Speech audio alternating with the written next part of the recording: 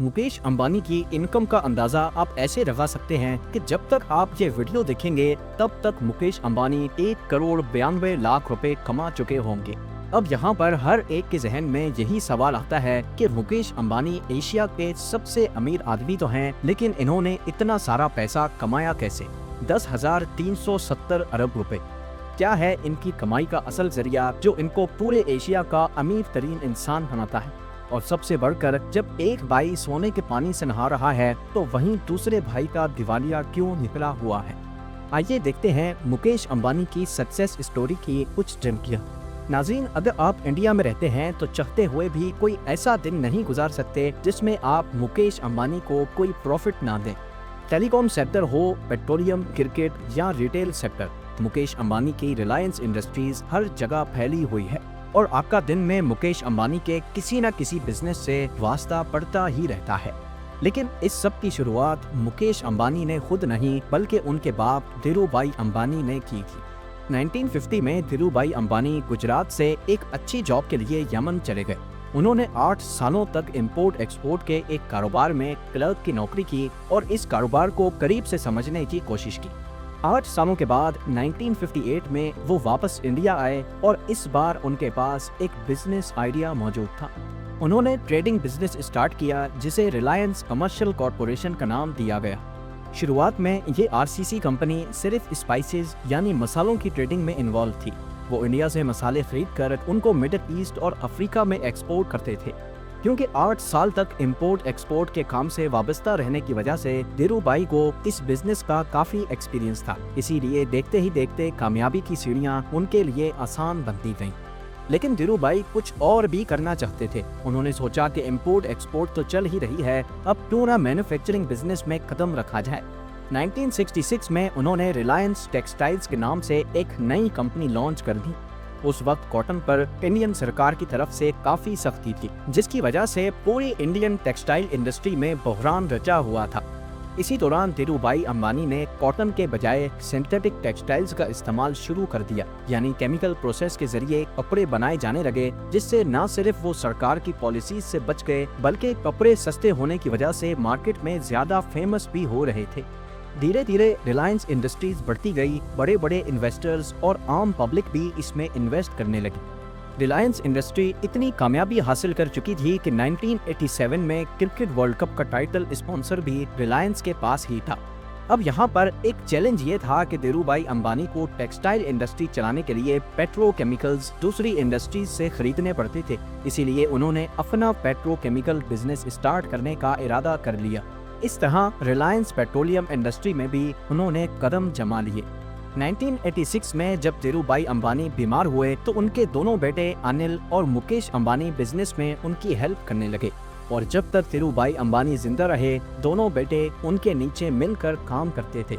मगर 2002 में जब धीरूभाई की मौत हुई तो एक नया डिस्प्यूट सामने आ गया। अपनी मौत से पहले धीरूभाई अंबानी ने अपनी जायदाद की तकसीम यानी उसकी डिवीजन के बारे में कुछ नहीं बताया था, तो अब उनके जाने के बाद रिलायंस इंडस्ट्रीज का कंट्रोल कौन संभालेगा? इसी सिलसिले में रिलायंस के बोर्ड ऑफ गवर्नर्स की मीटिंग कॉल की गई और उसमें फैसला हुआ कि ज्यादा कंट्रोल मुकेश अंबानी को दिया जाएगा और यहीं से दोनों भाइयों के दरमियान दरार पड़ गई। दोनों भाई आपस में लड़ने लगे और एक दूसरे से बातचीत खत्म कर दी। लेकिन उनकी मां से ये सब ना देखा गया और उन्होंने फैसला किया कि दोनों भाई बिजनेस को आधा आधा डिवाइड करने और अपना अपना काम करें। इस तरह 2005 में रिलायंस इंडस्ट्रीज को 2 भाइयों में डिवाइड कर दिया गया। रिलायंस ऑयल, गैस, पेट्रोकेमिकल और मैन्युफैक्चरिंग मुकेश अंबानी के हिस्से में आए और रिलायंस एनर्जी, टेलीकॉम और रिलायंस कैपिटल अनिल अंबानी को मिले। इस तरह ये प्रॉब्लम तो सॉल्व हो गई, लेकिन दोनों भाइयों के दरमियान इख्तलाफात फिर भी चलते रहे और कई बार ये मामलात कोर्ट तक भी जा पहुंचे। मुकेश अंबानी ने अपने हिस्से के बिजनेस को मेहनत करके बढ़ाना शुरू कर दिया। उनके हिस्से में जो जामनगर पेट्रोलियम रिफाइनरी आई थी, उन्होंने उसकी प्रोडक्शन को बढ़ाकर उसमें state of the art manufacturing facilities install करके उसे दुनिया की सबसे बड़ी पेट्रोलियम रिफाइनरी बना दिया। सिर्फ यही नहीं बल्कि इस इंडस्ट्री में एक और नई रिफाइनरी को भी शामिल करके रिलायंस पेट्रोलियम का प्रॉफिट मजीद बढ़ा दिया। उसके बाद मुकेश अंबानी ने रिटेल इंडस्ट्री में भी कदम रख दिया, जिसके चलते भारत में एक इनकलाब बर्पा हुआ और पूरे इंडिया में स्मार्ट बाजार के नाम से डिस्काउंटेड स्टोर्स और सुपरमार्ट्स खोले गए। 2008 में जब क्रिकेट की सबसे बड़ी लीग इंडियन प्रीमियर लीग का आगाज हुआ तो मुकेश अंबानी इसमें भी कूद पड़े। IPL की सबसे महंगी टीम मुंबई इंडियंस को खरीद लिया और ये टीम अगले कई सालों तक IPL की मोस्ट वैल्यूएबल टीम रही। यहाँ तक कि जब कोरोना के दिनों में खाली स्टेडियम्स में मैचेस करवाए गए तब भी मुंबई इंडियंस ने रिकॉर्ड प्रॉफिट जनरेट किया। 2016 में मुकेश अंबानी ने टेलीकॉम इंडस्ट्री में कदम रखा और ये कदम इतना भारी था जो टेलीकॉम इंडस्ट्री के दूसरे कॉम्पिटिटर्स को कुचलने वाला था।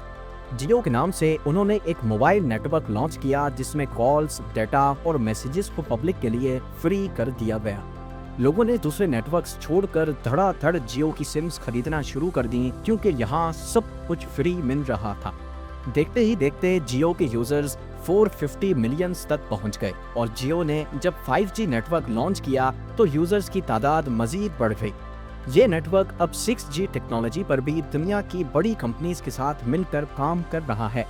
2024 में मुकेश अंबानी ने इंडिया की सबसे बड़ी मीडिया कंपनी बनाने का भी ऐलान कर दिया, जिसके लिए उन्होंने अमेरिकन एंटरटेनमेंट जायंट डिज्नी के साथ $8.5 बिलियन का कॉन्ट्रैक्ट भी साइन कर लिया है। और इसी तरह पूरे भारत में हर सेक्टर पर किसी न किसी तरह मुकेश अंबानी जरूर असरअंदाज होते हैं। आज मुकेश अंबानी की नेटवर्थ $122 बिलियन से भी ज्यादा है। इस हिसाब से ये दुनिया के 11वें अमीर तरीन शख्स हैं।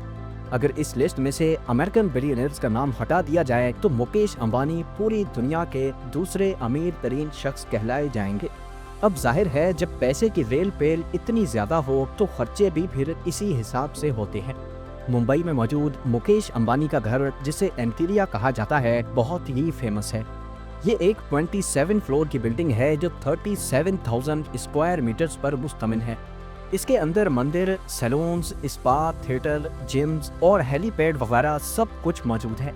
इन सब के साथ साथ ये दुनिया की लग्जरी तरीन गाड़ियों का एक शोरूम भी है। हाल ही में आनंद अंबानी की होने वाली शादी तो आपको याद ही है। एक अंदाजे के मुताबिक मुकेश अंबानी ने अपने बेटे आनंद अंबानी की शादी पर 5,000 करोड़ रुपए खर्च किए हैं और ये सिर्फ एक अंदाजा है। एक तरफ मुकेश अंबानी के पास तो पैसे की कोई कमी नहीं, लेकिन दूसरी तरफ इनके छोटे भाई अनिल अंबानी हैं, जिनको वालिद की जायदाद का आधा हिस्सा ही मिला, लेकिन आज उनका दिवालिया निकला हुआ है। एक्सपर्ट्स का मानना है कि अनिल अंबानी ने तेजी से तरक्की पाने वाली स्ट्रेटेजी अपनाई, जिसमें मुख्तलिफ सेक्टर्स में वो एक साथ तेजी से आगे बढ़ना चाहते थे। इस स्ट्रेटेजी की वजह से उनके खर्चे बढ़ गए, लेकिन जितना खर्चा हुआ उतना प्रॉफिट नहीं आ पाया। दूसरा रीजन ये था कि अनिल अंबानी का ग्रुप इंडस्ट्री के मंजे हुए खिलाड़ियों से टक्कर ले रहा था। इन सब मामलात के साथ साथ अनिल अंबानी मुख्तलिफ लीगल मसलों में भी फंसे रहे। रिलायंस कम्युनिकेशंस ने एरिक्सन कंपनी के कुछ पैसे वापस करने थे और ये मामला मुंबई कोर्ट तक आ पहुंचा। कोर्ट ने अनिल अंबानी को 1 महीने के अंदर एरिक्सन के सारे ड्यूज क्लियर करने का ऑर्डर किया और अगर ऐसा ना किया गया तो 1 महीने के बाद अनिल अंबानी को अरेस्ट किया जाना था। लेकिन ऐन मौके पर बड़े भाई मुकेश अंबानी ने एंट्री की और पैसे अदा करके अनिल अंबानी की बेल करा दी। ऐसे करते करते आज अनिल अंबानी की टोटल नेटवर्थ 0 है और ये स्टेटमेंट उन्होंने खुद यूके कोर्ट में जमा करवाई, जब एक केस के दौरान कोर्ट ने उनको चाइना की 3 बैंक्स को $719 मिलियन वापस करने का ऑर्डर किया। उम्मीद है ये वीडियो भी आप लोग भरपूर लाइक और शेयर करेंगे।